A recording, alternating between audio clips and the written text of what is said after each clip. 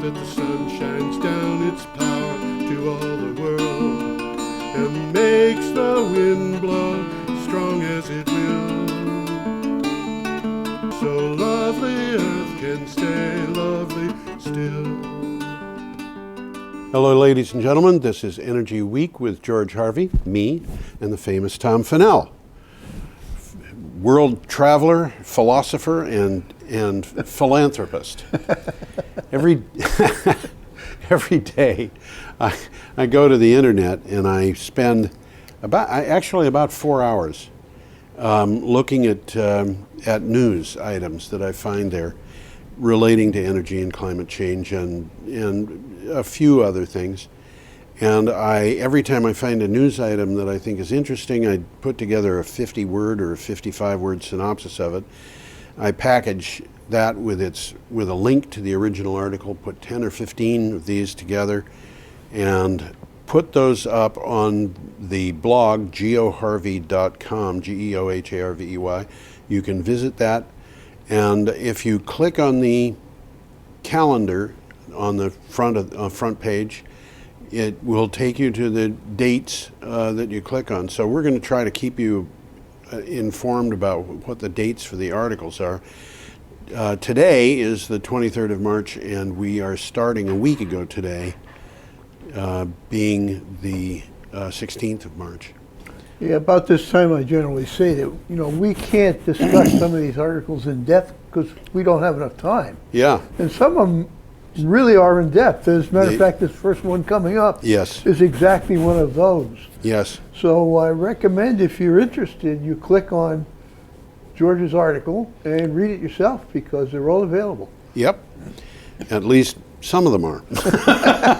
Every once in a while I have a link that I don't know is bad because it's allowing me through. But when, usually I find it when I'm trying yeah, when Tom goes to these links, he finds that there's a paywall. They want money, and I go back and I can get in because it saw, I guess, that I originally. Credentials I don't have. It's that I came from Google in a Google search, and it knows that. You see, some places do that. I think, pretty sure that that's how it works. But I don't know. Yeah. When I put the link there that's happened. And I'm not using Google. Yeah. Anyway, we're starting on the 16th of March, Thursday, and our first item is from Grist. Well, this title here is not going to surprise anybody. Now there are air pollution deniers too. How do you like that? Let's all smoke. So as I said, this is a good article. Yeah. It's got a lot of good takeaways. There are. And I'll try and speak about two real quick ones. But yeah. Meanwhile, you got to go. Very few people who believe air pollution, specifically fine pollution or what they call PM2.5, doesn't cause death, but those who do are getting louder and gaining influence in conservative political circles and inside President Donald Trump's administration. And I got to tell you, I object to the idea that these people who are doing this, being influenced, are conservative. I think they're fake. I think they're just plain fake. I was a conservative Republican most of my adult life. And a life member of I was a life member of the National Rifle Association until it nominated endorsed Donald Trump's presidency. At which point I sent in a resignation. Well, this particular article is going to be repeated in a couple of other things that we're going to be talking about. Yeah, it's timely. I mean, I got a quick, what are they really talking about here? Yeah. Okay? Yeah. And I'll read two paragraphs. We now know that short-term and long-term exposure to air pollution can kill people, particularly those with pre-existing conditions. Right. This is extensively proven and widely accepted. In the Great Pea Soup Flog of 1952, which is in London, I remember that. 12,000 Londoners died. Yeah, it's crazy. Okay, in 4 days. Yeah. Even Breitbart, the alt-right, you'll have to look that one up, media organization with close ties to Trump, has reported that, quote, the chronic problem of pollution in China has been linked to hundreds of thousands of premature deaths. Actually, millions. Well, this is what they're saying. Yeah. Okay. And however, They have also printed that, and this is a quote, the EPA's air pollution scare is just another fake news myth.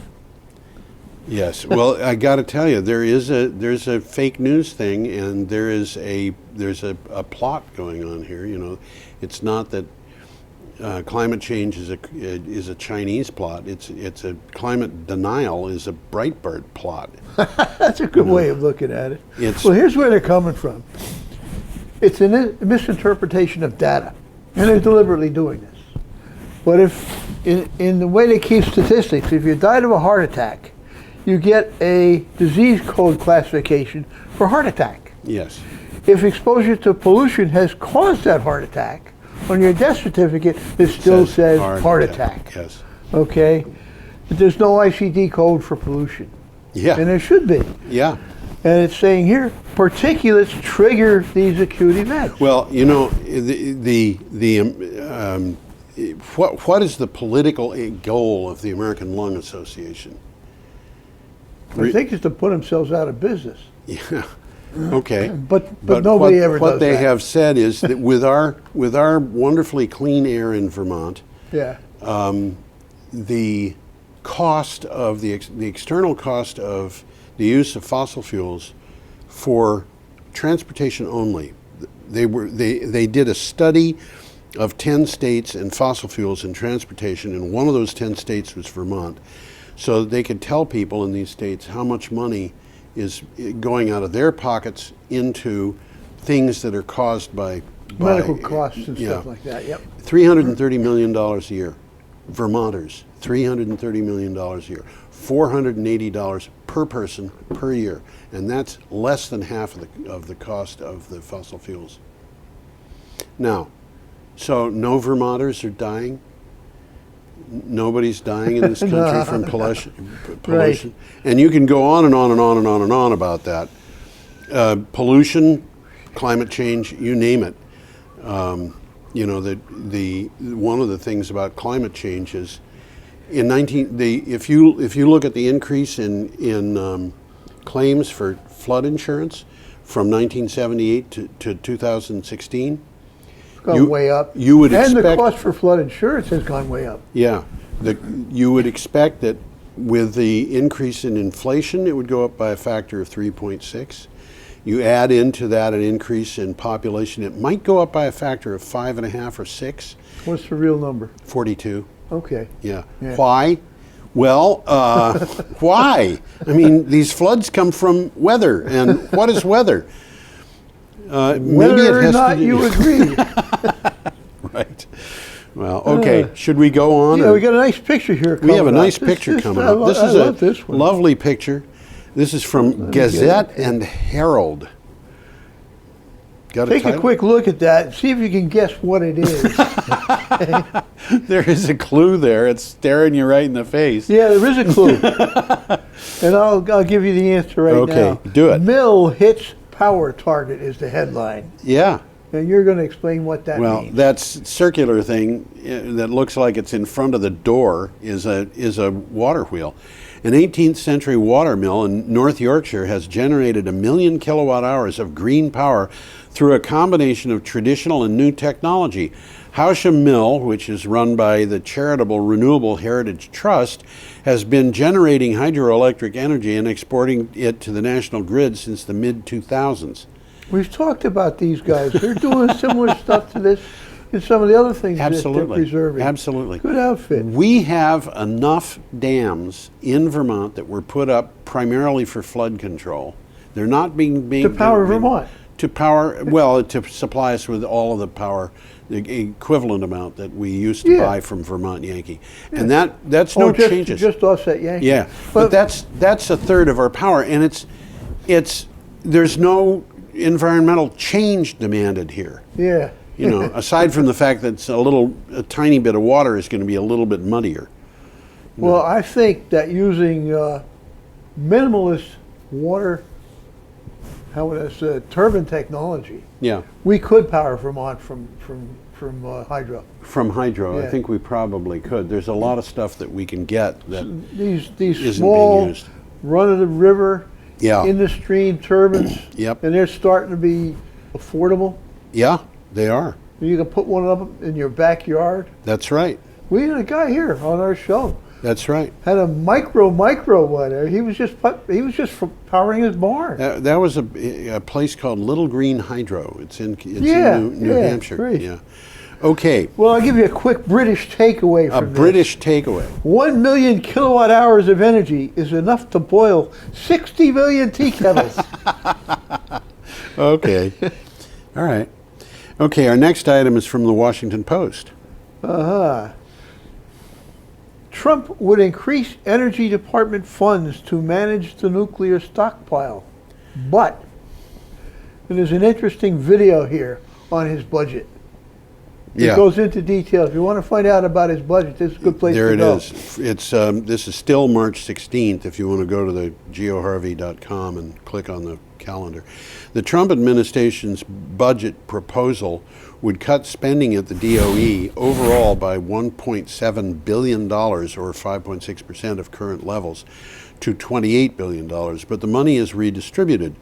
The National Nuclear Security Administration budget would grow 11.3%, while the rest of the Energy Department's programs would be cut by 17.9%.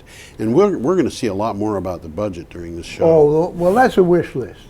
Yeah. He's not going to get it, but he's going to get a lot of it, and that's the bad part. Yeah. Some of the things that he's looking for, weatherization.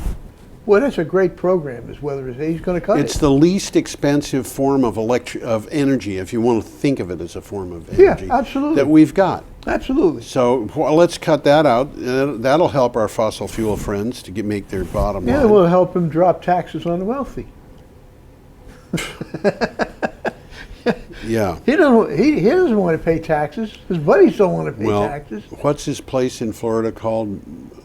I don't remember, but Lagamar, is that what it is? I don't remember the name of it, but yeah, I know what you're talking about. It's on the beach. I don't think I own Where he goes property every on the weekend beach. and costs the country about $1 million. Yeah. Okay, we are up to Friday, March 17th, and we do have a little picture here of what happens when things get a little bit out of control. That is not Vermont, by the way, or at least not that I No, I think that's Louisiana. Is that Louisiana? I think so. Okay. I think it was after Katrina. Oh, it's after Katrina, absolutely. You're right. It's Louisiana, or possibly Mississippi, but probably Louisiana.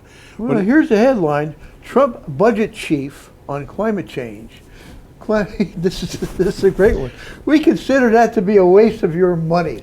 Yeah. Okay. They're going to cut their expenses because it's a waste of your money. Your money. I'll tell you what's a waste of your money is spending money on Lyme disease.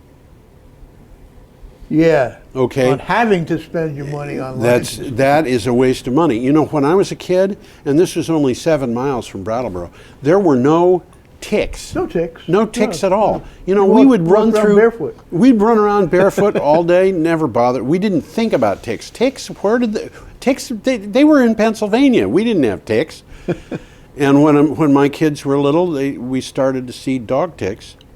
And now we've got deer ticks, dog ticks, moose ticks, all kinds of ticks. And the deer ticks carry Lyme disease, and people are getting Lyme disease. They didn't have Lyme disease when I was a kid. The moose are dying from it. Yeah, I mean it was a Lyme disease was known to medicine. It was barely known in American medicine, but it had already been. Well, Southern New England had it heavy. Yeah, Long Island had it heavy. That's why it was called Lyme disease. But it was originally, the first time it was described in medical literature, it was found on the Scottish island of Lewis. Was it really? And so Lyme disease maybe came from the Scottish island of Lewis. And what else came from the Scottish island of Lewis? I think we talked about that recently. Donald Trump's mother. No, I didn't know that. No. Okay. I think the Scottish island of Lewis has a lot of renewables on it, though. It does, yeah. And Donald Trump's mother doesn't live there anymore. But, you know. Okay. Do you have, I haven't even read this. Donald Trump released a $1.1 trillion budget outline that makes good on a series of campaign promises, including cutting the EPA by about 1/3, which is one of the most ridiculous things I've ever heard of, and I'll get back to that, asked about cuts to Yeah, but it's a waste of your money. yeah, to climate change related programs. The Office of Management and Budget Director Rick Mulvaney said those programs are, quote, a waste of your money, end quote. And you know, there's a non-partisan office associated with a Congress that looks into programs to see how useful they are. Yeah, right. And in terms of the amount of money saved versus the amount of money spent, the EPA was right at the top of the list. It saves about It's $10. saving more money than it's costing us. It's saving about $10 for every dollar that's spent on it. And so that's where they cut it. Why? Because he wants to help support his buddies in the fossil fuels industry. Well, is the as only I reason I mentioned, can his see. budget is a wish list. His budget And is a lot of wish it list. is going to get thrown out. It's just this is what I want. Yeah.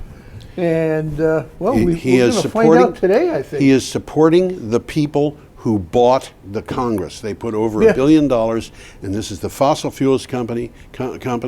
They put over $1 billion into. There was one block donation, which was divided up among people running for office, but that was almost $900 million, just one operation.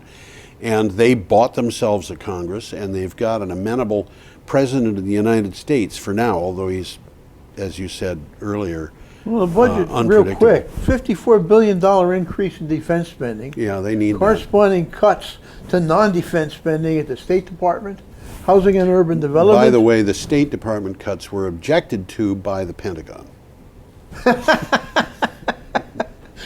They want to pretty much eliminate the EPA. Yeah, they And want wholesale elimination of a whole raft of other federal programs. Yeah, and- Weatherization, as I to. mentioned. Absolutely. But if they Let's move on Yeah. before I throw up here. okay. So let's see now. The next that item was from CNN. Our next item is also from CNN. Is that correct? Yeah, it is. Okay. The Trump budget blueprint raises questions about disaster aid. Yeah, well, This is like a second-order consequence here. Yeah, under the president's 2018 budget blueprint, the program that put recovery money into the local hands after Hurricanes Sandy, Katrina, Rita, Wilma, and so forth would be zeroed out, raising questions about how readily the cash would be available when the next disaster strikes, and you know it will, and what oversight would be in place to ensure that it was not misused. They're sitting there saying, what's going to happen? What's Have the staff twiddling their thumbs? Have the staff twiddling their thumbs until a disaster? It doesn't suggest they've thought this through, which is correct. Yeah. It's not clear how recovery dollars would get to people in need. Yeah, you know, I mentioned that thing about flood claims.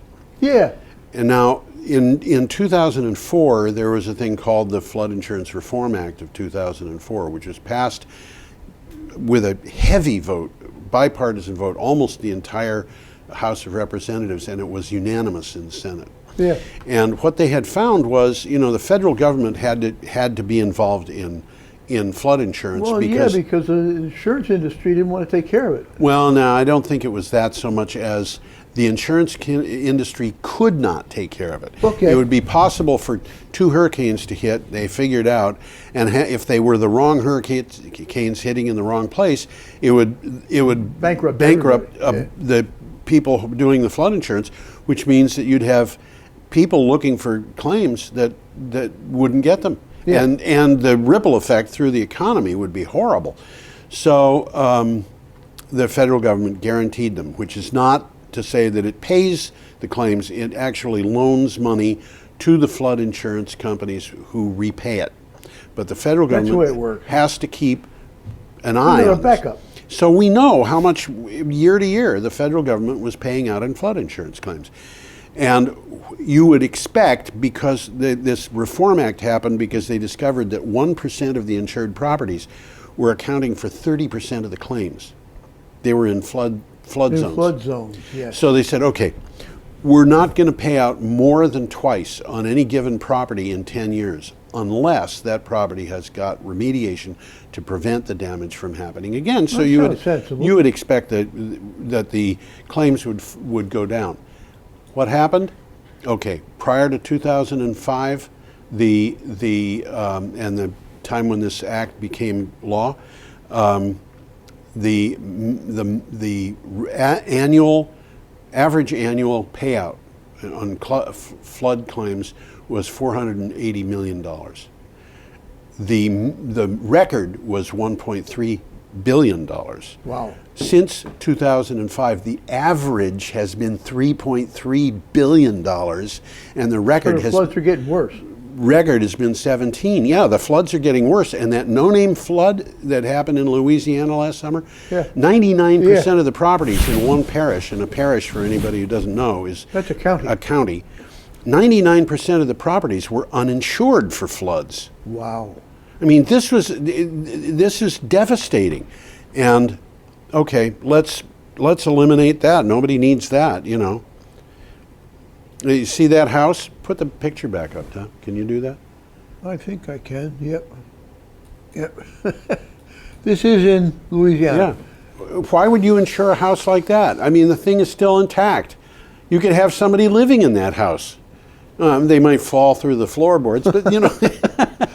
I was looking at the house. Can you imagine coming home from work and seeing your house like that? Well, you know, if you look at this, you realize that house is not on its foundation. No, it's not. It's on somebody else's foundation. It's moved. Yeah. The house in the background is on its foundation, but Here's anyway. a quick takeaway here. Yeah. The United States had a presidential election last year. We barely elected a reality TV star who many contend is a career con man. He apparently doesn't understand that we are facing a tremendous climate crisis. Yes. One that will lead to unprecedented migration, water scarcity, food scarcity, and political challenges. His administration's EPA is basically wiping the topic of climate off its desk. And what's going to happen to the climate in the meantime? It's just going to get worse. It's going to get worse. And at some point, everybody's going to understand, or very nearly everybody, that climate change is actually happening. And when that happens, Donald Trump and the conservatives, so-called conservative Republicans in Washington, D.C., are going to be so thoroughly discredited, that, okay, you take any other conservative opinion, is that going to have any defender? No, because they're all going to be out of office. Well, anyhow, this article is about somebody fighting back. Yes. Okay? 30 cities look to Trump and this is a tongue twister. Yes. 30 cities look to Trump, anti-science Trump, with huge $10 billion electric vehicle buy. Yeah, the first Trump there would be It's a verb. It's a verb, yes. 30 cities are responding to the dangerous Trump policies that ignore the potentials of climate change by announcing interest in a $10 billion electric vehicle purchase. Bringing joint bargaining power to the table, they have been in talks with automakers to jointly purchase approximately 114,000 electric vehicles. This is from Clean Tech. That makes sense. Police cars. I mean, Yeah. how many hours of an 8-hour day is a police car sitting somewhere idling his engine? Slowly destroying it in the process. And slowly destroying it too. Yeah. And The same thing with fire trucks. yeah, absolutely. And I don't know about electric fire trucks. Well, they're included in this. Yeah, but I've seen the United States is starting to buy electric buses. The United States is starting to see electric trucks. The United States is definitely starting to see electric police cars. Why is that?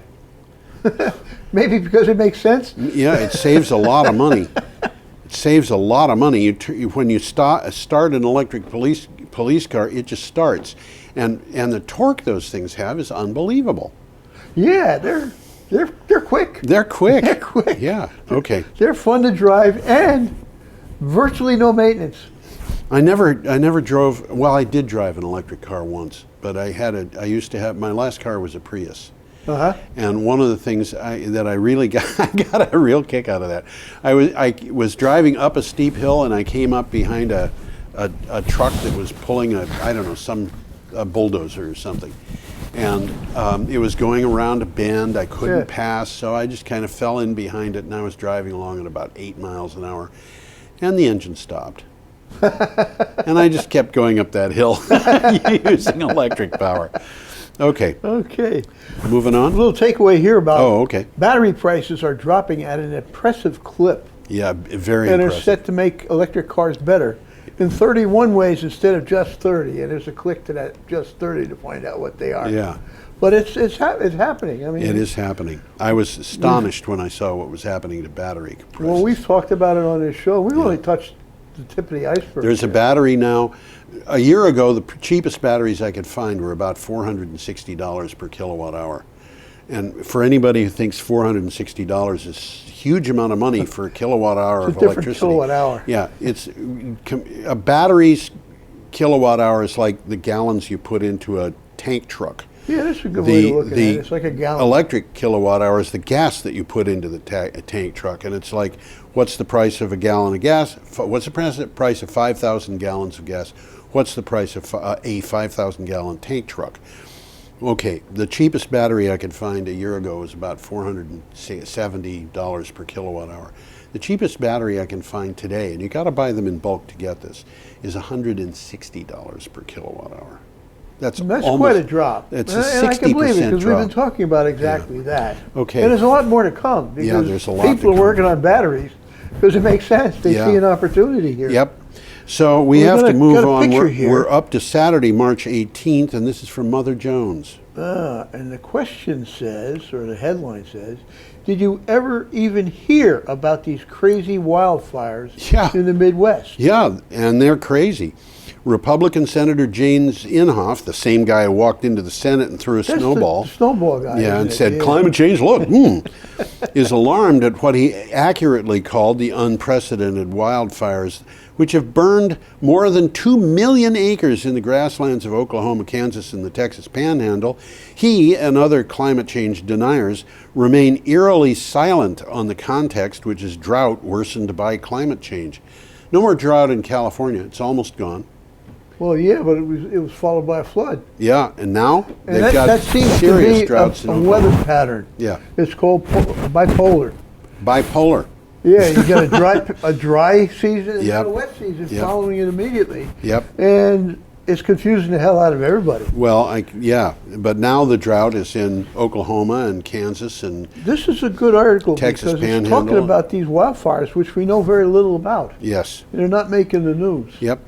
A Okay, little quick takeaway here. Yep. Meanwhile, the 3 states affected by this year's fire are all dominated by politicians who downplay human contribution to climate change and battle efforts to cut greenhouse gas do you know emissions. if you were to take everybody in Congress who denies climate change and take everybody who I'll let you have them. does the rights for has published in peer-reviewed journals on climatology and meteorology on climate change, who denies climate change, put the two of them together, the politicians would outnumber the scientists by about I think the number is in the vicinity of 50 to 1. You're talking about a group of scientists of 70,000 scientists, but MSNBC only found 4 that denied human involvement in climate change. So should we go on? Yeah, We're moving too slowly. Picture coming up here. We got a lot of news. I want to get through it. And Okay, Trump's budget sabotages America's best chance to add millions of high-wage jobs. We've talked about this What is already. going on with this guy? President Trump's budget slashes investment in clean energy, the world's biggest news source of sustainable high-wage jobs. Meanwhile, China's 5-year energy budget is investing $360 billion in renewable generation by 2020 to create 13 million jobs. For every job the United States has, the Chinese are going to create 20 in the next 3 years. Well, there's the numbers right up there on the screen. These And are by the- the way, multiply those numbers you see there by 1,000. Yeah, yeah. I looked at this and say 769 jobs in the United States. Well, I have to tell you, the wind technician is the fastest. Well-paid job. Good Well-paid pay. job. Yeah, the median rate for wind technician is upwards of $51,000 Well, a you'd year. have to pay me a lot to get up there. Well, yeah, there was a beautiful video of a very attractive young woman who yeah, referred swinging in the breeze. who referred to herself as a blonde chick. I should get the link to that up so people can see it. But it came from the Weather Channel, and it shows a picture of her about 350 feet up in the air, dangling from a rope, doing carpentry work on the tip of a wind turbine blade, refitting the. That's why they make a lot of money. That's why they make a lot of money. Okay. Well, this was something we've mentioned here, but it's a quick takeaway. Yeah. Trump's actions will ensure that China remains first in its vital job creating Absolutely, sector. but this is crazy. He's trying to resurrect jobs that can't be resurrected, and he's closing down jobs those people could take. That is from Think Progress, by the way. Our next item is from Reuters. Well, this is interesting because it's sort of on that same subject. Yes. Trump seeks to axe Appalachia economic program. What is this guy causing doing? worry in coal countries. Duh. What is he doing? And now, in the news, I keep looking at this every day. Every day for the last several days, I've looked to find a news article that has Trump and coal miner in it together because he promised to resurrect. He made a lot of promises, He and did. he just shot from the hip because they were not. In this last week, he Things said, he could "I'm do going anything to about." tell you how I'm going to do that within the next few days." And here we have President Donald Trump promised in his election campaign to put American coal miners back to work. Now he has proposed eliminating funding for economic development programs supporting laid-off coal miners and others in Appalachia, stirring fears in the region that supported him of another letdown just as the coal industry is collapsing. Really, By the way, as they want you to believe, it's regulations that are killing coal. That's what they want. It's not. It's natural gas. Yeah, and he said the Clean Power Plan killing coal. I got news for you. The coal industry was dead when the Clean Power Plan was put into place. Can you say zombie? Right. And the coal industry was blaming Obama, but that's just because they wanted to have somebody to blame. Yeah. Obama had nothing whatever to do with that. Well, he had Very very little to do it. All right, we are up to Sunday, Yeah, March we've got another 19th. picture coming We have a up here. picture. How about that?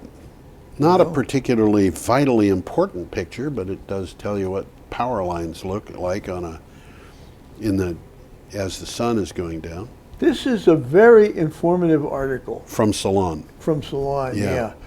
The old, dirty, creaky U.S. electric grid would cost $5 trillion to replace. Where should infrastructure spending go? By the author's analysis, the current depreciated value of the U.S. electric grid, comprising power plants, wires, transformers, poles, what is the name of the woman who runs Green Mountain Power? Ooh. Mary. Yeah, you're starting off the right track. I'm going to say Powell. Yes, Mary Powell. Mary Powell. I knew a woman named Mary Porter once, and I kind of froze on that for a second. She calls it snakes and strings. Yeah, exactly. The power grid. That is one way of looking at it. Yeah. The value of that is okay. By the author's analysis, the value is $1.5 to $2 trillion, mostly because it's depreciated. But to replace it will cost $5 trillion. And that assumes, that we want to replace the grid the way we are. But if you put that money, $5 trillion, or a large chunk of it, into distributed power, you don't need all that grid. Well, that's the takeaway from this article. By the way, I'd like to tell our people watching this, read this article. Yeah. This is important. Yeah. Well, here it is as quick as I can say. The U.S. electric infrastructure will soon need significant ongoing investment just to keep things the way they are. The power plants were built during the rapid expansion of power sector in the decades after World War II. Right. They're now old. Yeah. Older, long paid off, need to be replaced. And they're inefficient. Well, yeah, because they You were know. built 50 years ago. Well, So what are we going to do to replace them? Are we going to rebuild them the way they are?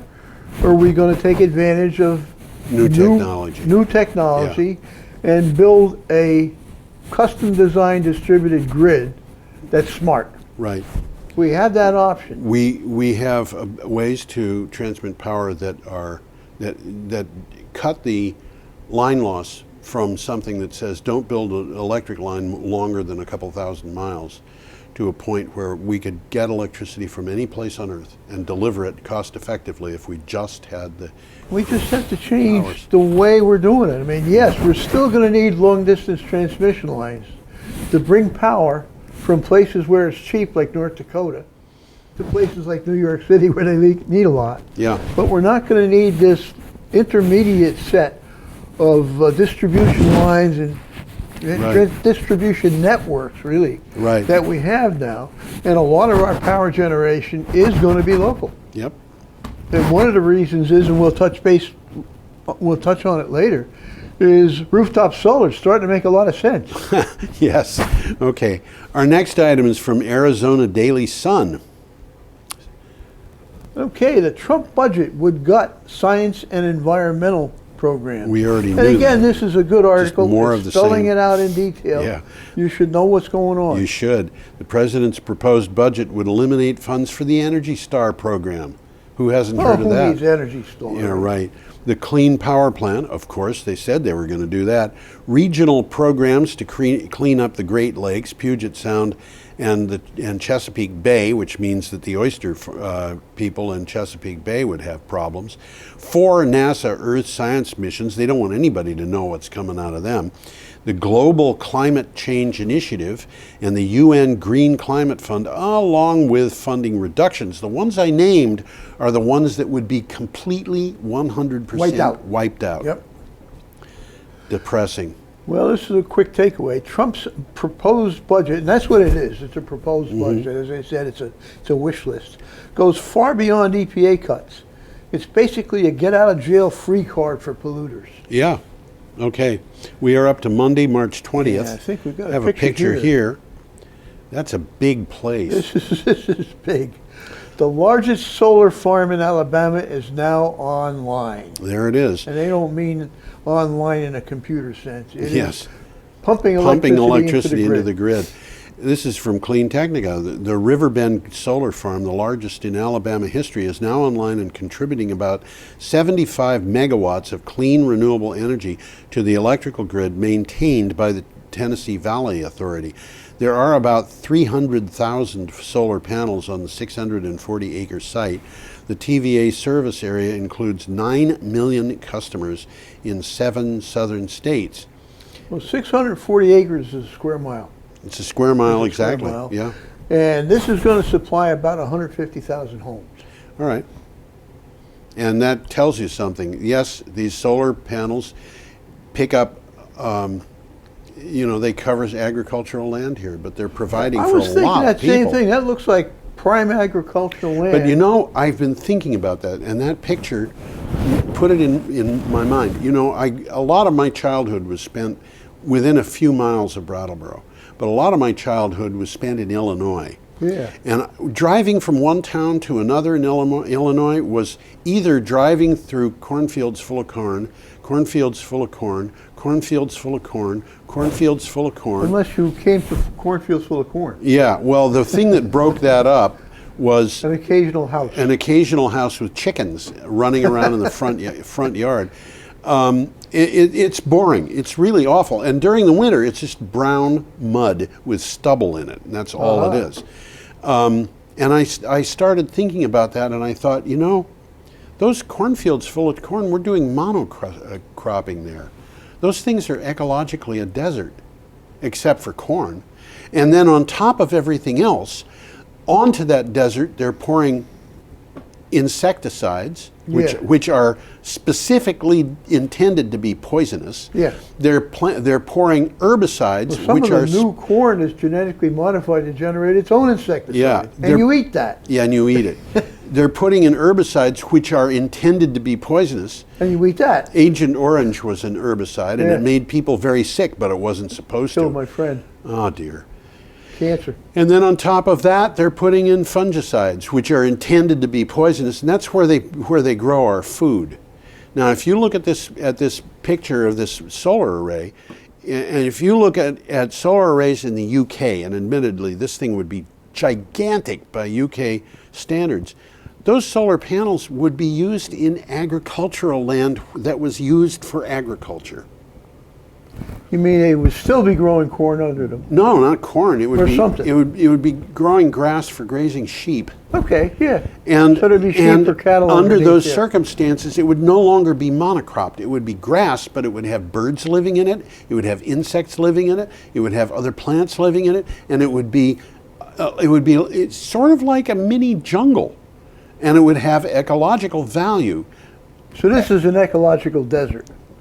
A cornfield is an ecological desert. This thing is not. This solar, This is even worse. utility scale solar. No, this is much better. Oh. This thing could be used for Oh, sheep. if it was got but, sheep underneath you know, it, yeah. what is under there? It's grass. Grass. You know, and Yeah. and there are a lot of animals living in that grass, and there's plants living in that grass, and there's probably birds living under those solar panels. A lot of stuff. We should be moving on because we have too much stuff left to do. Our next report, can I cut us off there? Yeah. Is from Paris- Bloomberg. Paris Accord could make the world $19 trillion richer. They don't want that to happen. No. A report commissioned by the German government says that stopping global warming won't just keep the planet habitable, it will also boost the global economy by $19 trillion as the investment in renewable energy and energy efficiency to keep warming below 2 degrees Celsius, which is 3.6 degrees Fahrenheit, will increase the global economy around 0.8% by 2050. All right, that's 0.8% of something that's very big. So, And the article mentions it would create about 6 million jobs. yeah, but they're going to have more than that just in China. Okay, our next item is from the Public News Service, and we have a picture for this, Yeah, which is up there. Oh, it's up there already. Magically, you got it Bingo. up fast. Unions urge Cuomo to back green jobs. And if you're too lazy to read this article, you can click on it, and it's in audio. Somebody will read it to Yeah. you. With Trump administration rolling back federal programs on climate change, leaders of six labor unions, got the words reversed there, sent a letter to the governor of New York asking him to incorporate principles of the Climate and Community Protection Act in the 2017-2018 state budget.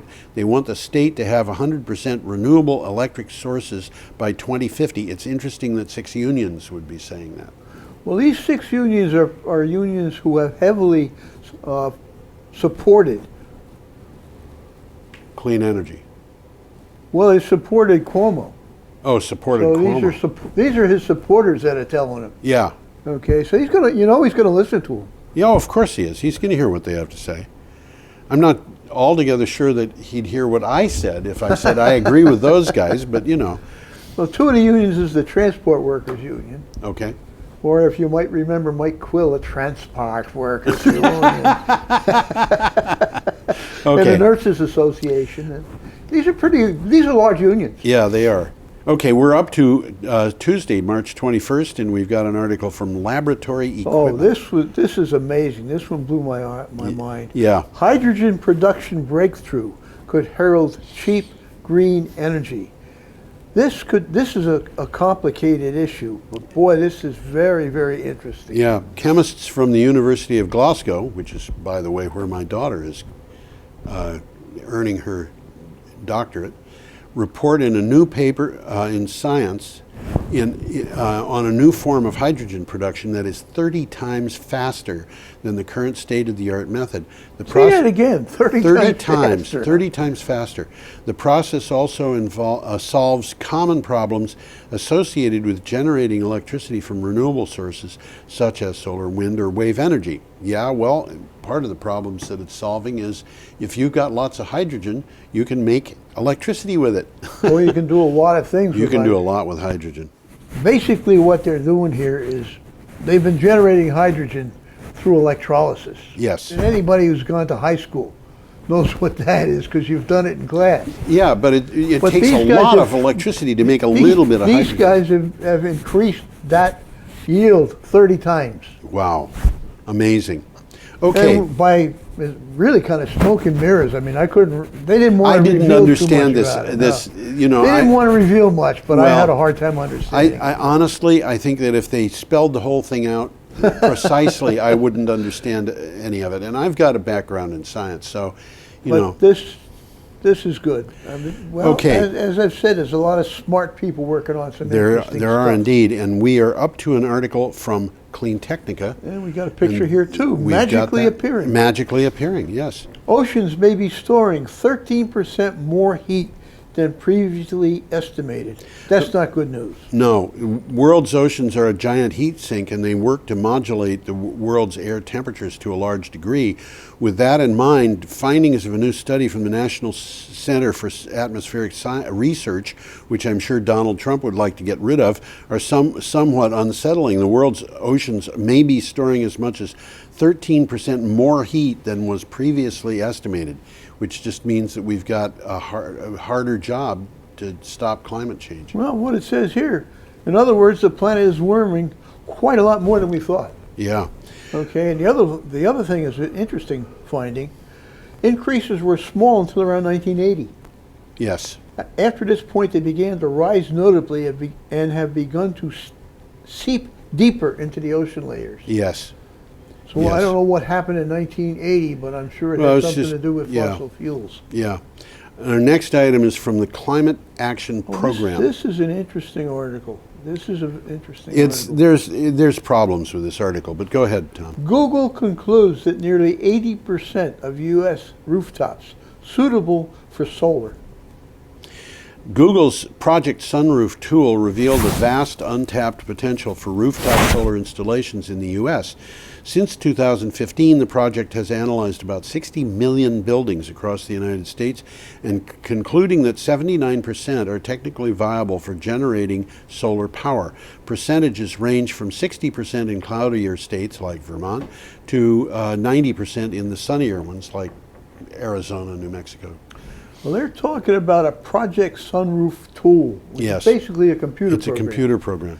And this is very interesting because not only will it look at the potential on your property for solar, it advises the best size solar installation on your property, Yeah. estimates how much energy it will generate, and how much it will cost to buy or lease the panels. Yes. It makes it a no-brainer. Yes. However, there's one thing to bear in mind here, and that is they have not analyzed the roofs themselves. Or They've just the site. just the site. So if the roof is pointing in the wrong direction, No, that's what they're analyzing. But Oh. if the roof is made of slate, you've got a problem. It's not easy to put Yeah, solar on a that's slate right. roof. It can be done. I wouldn't advise in favor of it necessarily. The other thing is a lot of roofs, Tad Montgomery pointed this out to me when he saw this, a lot of roofs are built to support the maximum snow load. But with a flat roof, you have to put ballasting up there, which is very heavy. So you have to have a roof that will support all of that ballasting in addition to the maximum snow load. And Google doesn't have any way of knowing that. no. So, you know. Okay, we have this last, So we're up to Wednesday. we're up to Wednesday, March 22nd, and we have an item from BBC News. Plans for coal-fired power plants dropped by almost half in 2016. And they're talking worldwide here. Yeah. A study says 2016 saw a dramatic decline in the number of coal-fired power stations in pre-construction, with 48% fall in planned coal units and a 62% fall in construction starts. And what this means is construction starts have fallen by almost 2/3. Nobody's building plants. The planned units, they're just on paper, so you can go ahead generating those things. It'll keep a couple of people employed. They're happy. The report from several green campaign groups says changing policies and economic conditions in China and India were large contributors to the decline. And a quick takeaway here, and we've talked about this one already, however abrupt, the shift from fossil fuels to clean sources in the power sector is a positive one for health, climate security, and jobs. Yeah. And by all indications, the shift is unstoppable. Yeah, despite anything that Donald Trump might want to do, getting coal miners back to work. Okay, and our last item is from BBC News. We got a picture here coming up too. Absolutely, This is interesting. This is interesting. It's not a real plane, it's an artist's rendition. It's an artist's rendering. But if you look at that plane, you'll see that it's a little bit weird, because what looks like it's the thing that should have a big propeller on it doesn't seem to have a propeller. There's a whole bunch of holes there, There's a doesn't it? bunch of holes in the wing. Yeah, go ahead, Tom. London to Paris electric flight within a decade. The startup Wright Electric intends to offer an electric-powered commercial flight from London to Paris in 10 years. Its plane would carry 150 people on a journey of less than 300 miles. By removing the need for jet fuel, the price of travel could drop dramatically. You don't realize how heavy jet fuel is in a plane that's carrying all of it. Yes, and also lithium-ion batteries. They're pretty light. Lithium is a very light element. If you drop lithium in water, it floats, except it also catches fire or explodes or something like that. As any science teacher could tell you. British low-cost airline EasyJet has expressed interest in the technology. Was a little bit more on this because other companies are also planning this, like Airbus. You've heard of Airbus. Yes. And they're looking to build a big plane. Well, you know, we covered the Solar Impulse 2, which flew around the world. Yep. Well, that was really a stunt. It was sort of a stunt, but it proved proved the feasibility of long-distance electric flight. And these guys don't have solar panels on their wings. No, they don't. But you know, they don't need them because they're only going 300 miles or less. Well, the article says that the batteries are modular. Yes. So when they get to London, they pull them out, put in new ones in, and fly back. Charge the batteries, you know, and then it flies back with Interesting fresh thing. batteries. The last time I flew across the English Channel, I was in, guess what my airplane was? A Sped. It was a DC-3. Oh, wow. That's almost as a Sped, isn't it? Yeah. Yes, it is. It's almost as bad as That even had propellers, didn't it? Yeah, well, it had propellers. Yeah, and it also had a loose bolt on an engine cowling, and I was watching. And one of the other advantages of this is going to be quieter. Yeah, it's going to be quieter, and it's not going to pollute. And you know, there's the advantages for this kind of thing are huge, huge. This is coming. This is inevitable. Yes, it is. The only question is how long it's going to take. Yeah.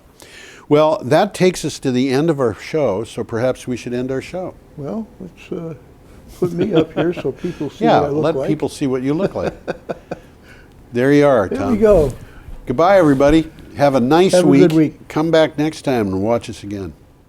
We spin and we toil, we work all day, sowing and reaping, we store goods away, so we can be dressed well on the day that we die. We dig and drill and waste what we find, break up the earth, leaving little behind, but we will grow lilies in the by and by.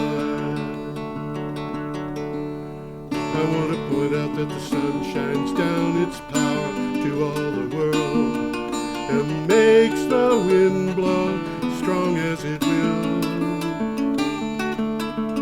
I want to hope gentle rains can fall upon the land, so lovely earth can stay lovely still.